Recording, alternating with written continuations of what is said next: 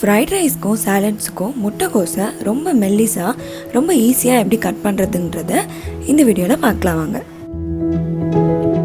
முட்டைக்கோஸை ரெண்டாக கட் பண்ணிவிட்டு அதோட நடுவில் இருக்க தண்டு பக்கத்தை மட்டும் கட் பண்ணி தனியாக எடுத்துக்கோங்க. காய்கறிகளோட தோல் சீவறதுக்காக இந்த மாதிரி பீலர் யூஸ் பண்ணுவோம். இந்த பீலர் யூஸ் பண்ணி தான் இப்போ நான் கட் பண்ண போகிறேன். இது நீங்கள் ஜஸ்ட்டு கோஸை கையில் எடுத்து வச்சுக்கிட்டு இதில் தோல் எடுக்கிற மாதிரி நீங்கள் தேய்ச்சாலே ரொம்ப அழகாகவே கட் ஆகிடும்.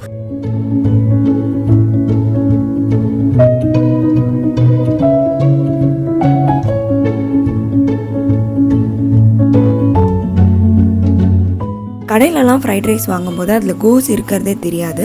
அதே மாதிரியே நம்ம வீட்டில் செய்யும் போதும் இருக்கணும்னா நீங்கள் இந்த மாதிரி ட்ரை பண்ணுங்கள்.